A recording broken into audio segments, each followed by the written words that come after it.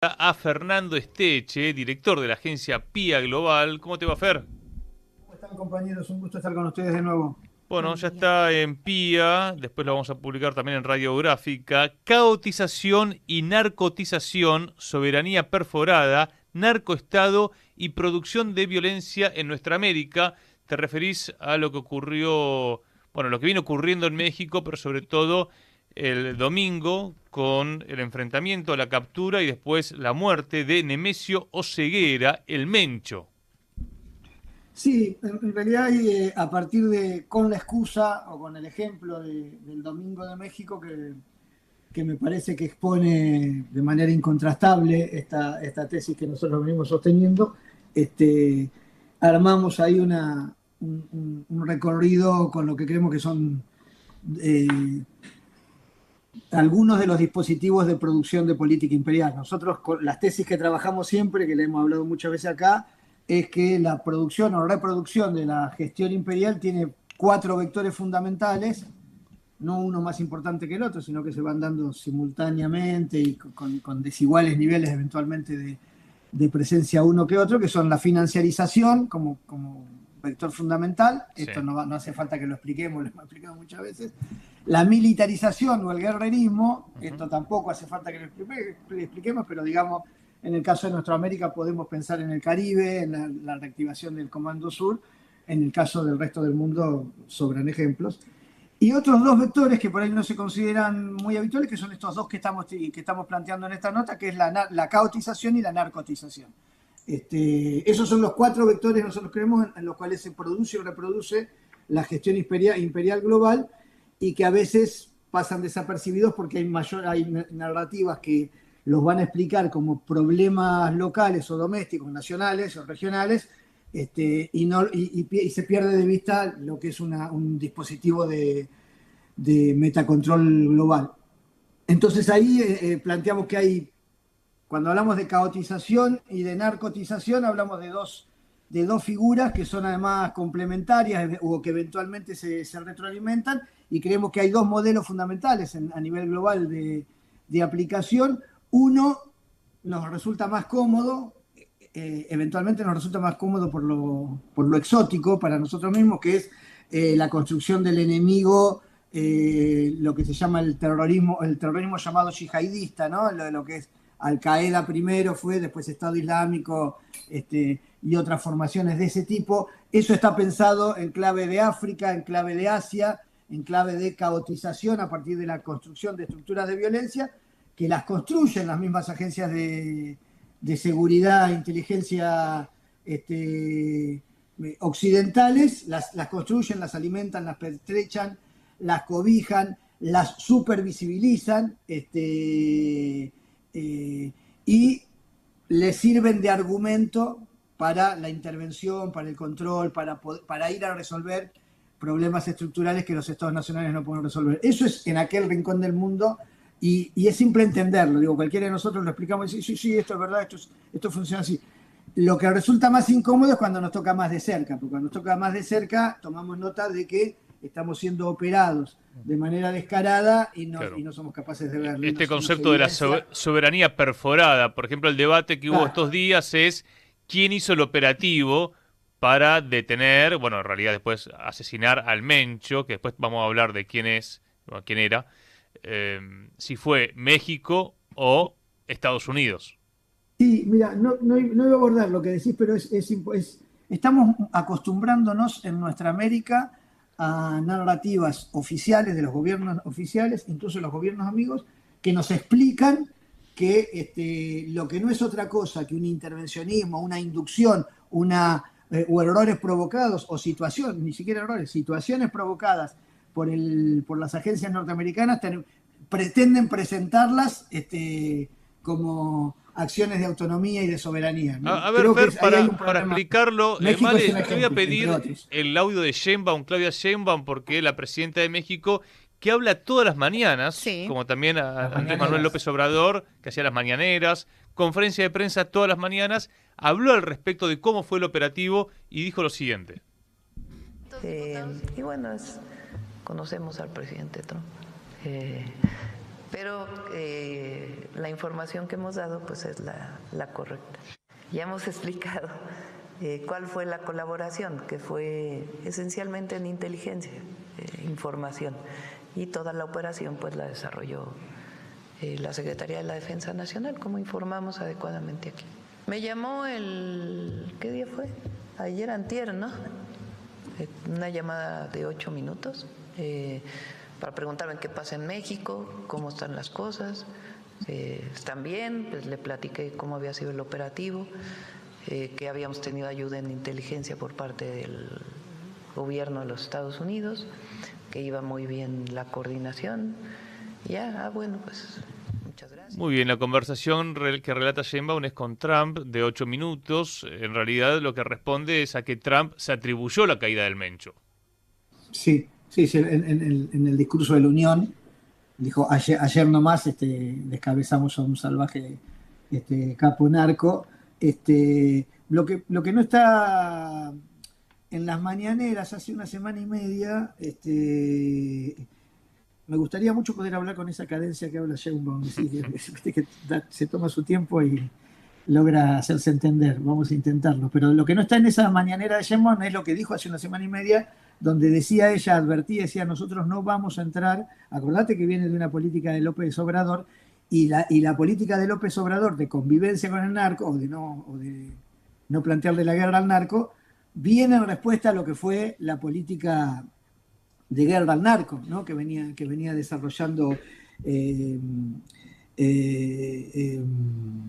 se me fue el nombre del presidente Calderón, gracias, de Felipe Calderón. O sea, ella hace una semana y media atrás dijo, nosotros no vamos a entrar en guerra con el narco, México es humanista, México no se puede permitir operaciones donde terminen haciendo asesinatos sin procesos judiciales y demás. Bueno, una semana después se hace la operación esta, que muy probablemente, yo le creo a la presidenta, los efectivos que intervinieron muy probablemente, casi te diría el 99% de seguridad, de certeza, han sido todos mexicanos. Eso no quiere decir que la operación haya sido inspirada, construida, decidida. Pueden ellos creer que decidieron la operación, pero la verdad es que solamente cuando te dicen la inteligencia nos la dio Estados Unidos, es que te presentó la posibilidad de la operación. Eso te está diciendo, te presentó la posibilidad de la operación. Y al hacer eso te está abriendo un camino, te está dando una posibilidad de que vos vayas a hacer lo que para mí, muy modestamente y desde este rincón, y solamente como analista, sin ser un actor político de la gestión estatal mexicana, te diría, para mí es un error inducido donde la empuja a Sheinbaum en un golpe multidimensional. Por un lado, la consolidación de estructuras de violencia. Hay una imagen que es el domingo, que es México en llamas, supermercados tiroteados, bancos asaltados, bloqueos de carretera, mucha violencia urbana, un Estado mexicano incapaz de controlar esa violencia, en el Estado donde va a funcionar además el Mundial de Fútbol. Y lo otro es la justificación, la consolidación de la narrativa de Trump del narco como un problema estructural, que es el que justifica sus políticas de penetración. Él llama de cooperación, de penetración y de arrebato de soberanía. Así que me parece que... comprendo lo de soberanía perforada. La pregunta ahí sería, ¿qué haces o qué tenés que hacer o qué condiciones tiene México para decir, che, en realidad no decidimos nada? O sea, ¿cómo queda tu gobierno después? ¿No? Pero bueno, sería quizá otro debate el que se desarrollaría. Ahora, hablando del cártel Jalisco Nueva Generación, que es el que dirigía el Mencho, porque después yo lo que sí pude leer fue la tuya, creo que se publicó en las últimas horas, ahora después lo voy a leer, pero leí la de Dennis Warrior, que también está en PIA Global, que es una nota... Muy buena nota, muy buena nota. Es extensa y que lo que plantea básicamente es, descabezaron a un cártel que, a diferencia del cártel de Sinaloa, el de Sinaloa negociaba con el Estado y planteaba como objetivo la estabilidad. El del Mencho, el Jalisco Nueva Generación, no planteaba la estabilidad, sino la expansión permanente, y lo que dice es, ahora que lo descabezaron, se va a caotizar. ¿Por qué se da este asesinato? Incluso, bueno, algo que recién decías, a pocos meses del Mundial, donde se van a jugar 4 partidos en Guadalajara. Sí, si se jugaran y si se juegan, va a estar la confirmación de la consolidación del arrebato de soberanía en cuanto a inteligencia, control social, estas cuestiones de parte de las agencias norteamericanas. Yo te diría, mira, no se puede decir que que alguno de estos carteles haya sido autónomo del poder. Se puede haber autonomizado, pero por ejemplo el ingreso del cartel Jalisco Nueva Generación en Ecuador es vectorizado directamente en guerra con el cartel de Sinaloa por parte de la DEA. Es decir, la DEA va utilizando, en su momento ¿te acordás aquella discusión en la época de Colombia, Cali y Medellín? De ahí aprendió mucho México y además hizo mucha doctrina la DEA. Lo que hay que entender, por eso yo te ponía los ejemplos de Al Qaeda por allá o de Estado Islámico y lo del narco acá, no se puede, y ante la pregunta que hacías vos y la dejás flotando, y bueno, en las condiciones políticas que estamos, la verdad que ponerse a discutir qué hacemos con el narco, en medio de discutir el sexo de Los Ángeles, no es exactamente eso, pero digo, en las condiciones en que está de empoderamiento algún proyecto popular en algún rincón de nuestra América. Pero yo te doy, hay 2 países, solamente 2, ninguno más, solamente 2 países en nuestra América que no gestionan con la DEA y que no tienen problema de narco. Son Cuba y Nicaragua. Te pueden caer más simpáticos, menos simpáticos. No quiere decir que no tengan quilombos. Tienen muchos quilombos, muchos problemas estructurales, pero no tienen este problema. Ningún índice de criminalidad en Cuba y Nicaragua va a dar como dan en el resto de toda nuestra América, que son índices de criminalidad a partir de la gestión de la criminalidad, del combate a la criminalidad con agencias norteamericanas. Evo Morales los había echado. El narco con el narco. Evo los había echado. Sí, yo te estoy hablando de... Ahora, sí, ¿no? Está bien. Sí. Venezuela también y Ecuador también. Y Ecuador es un caso emblemático porque Ecuador no solo los echó, desmanteló la base de Manta, que era para control del narco, sino que a partir de que cae el proyecto de Correa, viene primero Lenin Moreno, después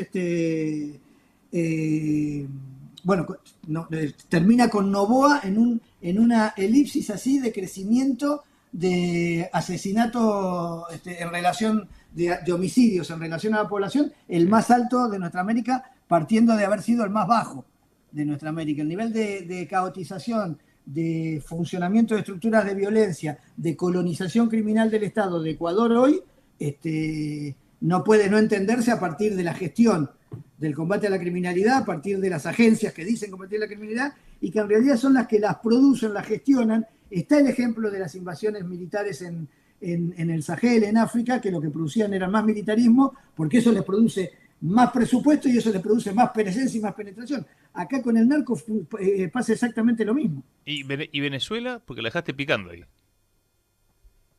Venezuela está trabajando, todas las agencias norteamericanas de inteligencia están trabajando todos los días, llega uno. ¿Pero desde cuándo volvió la DEA o estaba? No, eso es los acuerdos que hacen ahora, que han hecho ahora a partir del 3 de enero. Es decir, que la DEA llegó... El 3 de enero, y previo al 3 de enero y hubo algunos intentos, algunos gestos de tratar de descomprimir el nivel de conflicto que estaba planteado a partir de la militarización del Caribe y de la amenaza permanente, en una relación absolutamente asimétrica en términos militares, y como el argumento era el narcotráfico, Venezuela intentaba trabajar en cooperación para tratar de desmantelar y desmontar esas narrativas. Después sucede lo del 3 de enero y ahí se produce un aceleramiento en la penetración norteamericana en políticas de gestión venezolana. Como característica, Dennis Warrior plantea la extraterritorialidad del derecho penal norteamericano, que es lo que pasó con Maduro, diciendo, nosotros operamos, lo dijo Donald Trump, sí. Me importa tres cominos el derecho internacional. Lo del Mencho, Lucas, una discusión que hay hoy entre analistas de Oxford están planteando, lo del Mencho era la captura del Mencho para extraditarlo, no para juzgarlo en México. Fíjate, una cosa es un sinsentido. Esa era la discusión de lo que llamaban los extraditables colombianos, que los tipos decían, nosotros estamos en Colombia, producimos en Colombia, no queremos jugar en Colombia. Pablo Escobar. Sí, claro. Más allá del chiste que significa, ¿no? Eso, pero digo, lo del Mencho era la captura del Mencho para extraditarlo a Estados Unidos. En mayo, junio, no me acuerdo ahora bien el mes, lo entregaron a Mayo, al jefe, al capo del cartel de Sinaloa. le hicieron una trampa y lo entregaron. Por eso te digo, la gestión es un ciclo de construcción de una estructura de violencia. En la medida que esa estructura se consolida y crece, lo que sucede es que empieza a no tener tanta dependencia de sus patrones y entonces empieza a operar autónomamente. Cuando empieza a operar autónomamente, tiene que producirse esto de lo que se llama el dispositivo de la entrega del capo, que eso produce que se multipliquen las estructuras o un cambio de autoridad que necesariamente para consolidarse va a depender mucho más de la cobertura y de la protección de este tipo de agencias. Es un problema de gestión del delito, no es otra cosa. Estaba viendo, volviendo sobre esta nota de Warrior, que me gustó también esto de conocer la biografía de este muchacho, el Mencho. Nacido en el 66, Nemesio Oseguera, nació en Chila, en Michoacán, hijo de campesinos que emigraron a California. Su trayectoria es la parábola del fracaso sistémico. La pobreza rural, desplazamiento, la exclusión en el norte, el retorno, la cooptación por estructuras criminales, y lo que describe también es cómo muchos de los que son parte de las redes de los cárteles y del narcotráfico se forman en la policía mexicana. Los Zetas, a mí me llamó la atención que no lo incluyera. Warrior es para mí uno de los mejores analistas, escribe habitualmente de temas sensibles en PIA. No incluye a los Zetas. Los Zetas son eso. Los Zetas son las fuerzas policiales que se fueron a entrenar en combate al narcotráfico y cuando vuelven con toda esa doctrina arman un cartel narco. Para darte un ejemplo, ahí el caso del Mencho es eso. Él era y él ahí plantea, eso es por falta de nuestro americanismo, ¿no? En la murga uruguaya de Garrate Catalina dicen más que el fracaso, así como lo describe él, es la hipérbole de un fracaso social, es el ensayo perfecto, es el producto perfecto de una sociedad que produce eso, ¿no? Produce esa expulsión o migración, como le dicen algunos, ese fracaso, esa criminalización y la construcción de las redes de criminalización y el regreso y la formación a nivel de cuadra, formación técnica, en lo que son las policías periféricas, en lo que son lo que no es del todo controlado en un estado que después de justamente la colonización del narco, lo que sucedió con el PRI, que era un estado centralizado y absolutamente consolidado, el viejo estado mexicano del PRI, cuando lo empieza a colonizar el narco, produce un estado que no controla hoy el norte, no controla hoy el sur. Bueno, y ayer mismo, después de que en una mañanera de antes de ayer o antes de ayer, la presidenta dijera, hay plena calma, ¿viste cómo hay plena calma? No pasa nada. Intentaron asesinar a una alcaldesa en cuyo atentado mataron a la hija de la alcaldesa. Y antes de ayer fueron y secuestraron a una que le estaban destituyendo, la secuestraron de lo que serían las intendencias nuestras, ¿no? Del Palacio de la Alcaldía. No vimos todavía lo que va a ser la verdadera reacción. Nosotros vimos la foto del domingo, no está todavía planteada la verdadera guerra por la sucesión o consolidación de nuevas estructuras que del Jalisco Nueva Generación surjan nuevas estructuras. Todavía no vimos eso en la calle en términos de violencia, porque Jalisco Nueva Generación, a diferencia de incluso que nace del Sinaloa, y el Sinaloa era uno de los más desarrollados, pero a diferencia de los carteles que podemos tener en la cabeza desde la tele o desde los que no son estudiosos del tema y se imaginan esto, Jalisco Nueva Generación era una estructura transnacional. Tiene acuerdos con los chinos, tiene rutas de circulación y penetración de droga en África, de penetración en Europa, tiene penetración en Brasil, tiene penetración en Ecuador, en Colombia, en Perú, en Bolivia, en Paraguay. Es decir, obviamente tiene que ver con lo que se llaman las mafias albanas o de los Balcanes. Es una estructura con muchísimo poder, diversificada. Es como uno podría poner de ejemplo lo que es la Andrágueta, ¿no? Que ya no es la mafia típica, sino que están metidos en la obra pública, en la gestión de puertos. Estamos hablando de eso. Tenemos un expresidente que pertenece ahí, ¿no? Sí, claro. Y hoy sí, un alcalde. Yo creo que es más importante el alcalde que el presidente en eso, pero Sacando esa cuestión, lo que te digo es... Se lo dice que va jefe a de suceder- gobierno igual, ¿eh? Yo no, eso lo dijiste vos, así que yo dije alcalde. Así que No, está bien. fue mal.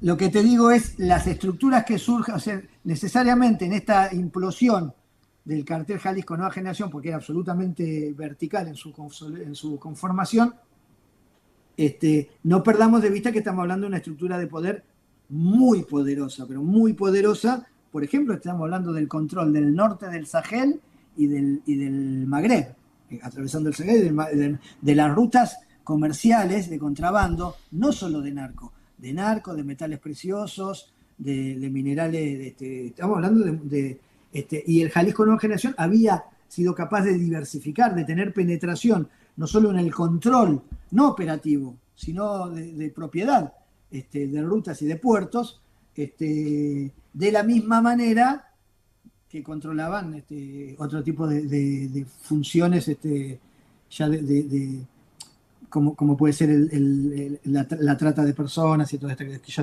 están en el plano delictivo, ¿no? Fernando Steche, fuerte abrazo.